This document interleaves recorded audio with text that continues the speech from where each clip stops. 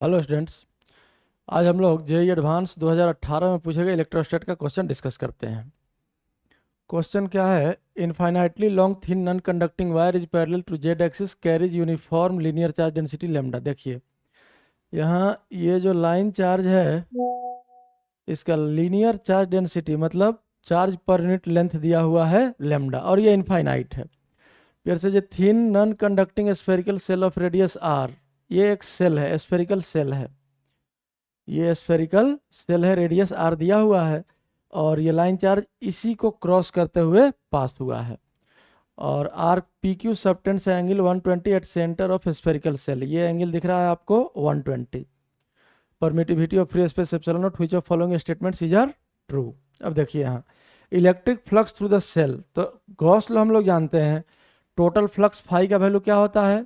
Charge enclosed divided by epsilon nought. इस situation में sphere के इनसाइड यही लेंथ है। हम लोग अगर ये लेंथ निकाल लें और लीनियर चार्ज डेंसिटी लेमडा दिया हुआ है, चार्ज से मल्टीप्लाई कर देंगे तो टोटल चार्ज एनक्लोज निकल जाएगा, एप्सिलॉन नॉट से डिवाइड करेंगे। तो देखिए लेंथ कैसे आता है, सेंटर से यहाँ परपेंडिकुलर डाल दीजिए। अब ये टोटल एंगल 120 है तो ये हाफ एंगल 60 हो जाएगा। अब ये लेंथ हो गया आपका आर कॉस 60 और ये लेंथ परपेंडिकुलर आर साइन 60। आप जानते हैं राइट एंगल ट्रायंगल में साइन 60 या साइन थीटा की जगह पर 60 इसलिए 60 लिख दिए, इक्वल टू परपेंडिकुलर। तो इस 60 के लिए परपेंडिकुलर तो ये दिख रहा है आपको।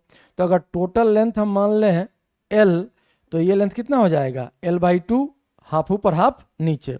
तो L/2 और डिवाइडेड बाई हाइपोटेन्यूज आर।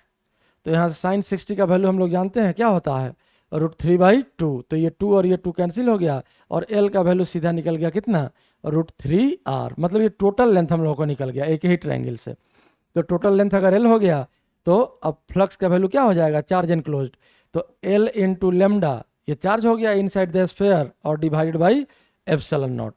तो L का वैल्यू अगर पुट कर देंगे तो ये हो जाएगा कितना? √3r lambda by epsilon not. देखिए कौन सा ऑप्शन है? Flux through the shell √3r lambda by epsilon naught, पहला ऑप्शन सही। Flux through electric flux through shell √2r lambda by epsilon naught, ये ऑप्शन गलत हो गया। अब यह देखिए Z component of electric field is 0 at all points on the surface of shell. कह रहा है कि सेल के हर पॉइंट पर इंटेंसिटी का जेड कंपोनेंट 0 होगा।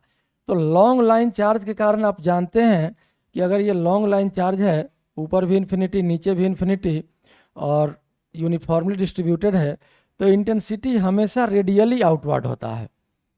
अब अगर ये लाइन चार्ज जेड एक्सिस के पैरेलल है तो ऑब्वियसली रेडियली आउटवर्ड आपका क्या होगा? ध्यान से सोचिए, ये एक्स वाई प्लेन में आएगा और अगर इंटेंसिटी एक्स वाई प्लेन में आ गया तो इसका जेड कंपोनेंट 90 डिग्री एंगल है, cos 90 0 हो जाएगा। मतलब ये ऑप्शन भी सही है। अब इसमें देखिए D option, the electric field is normal to the surface of shell at all points.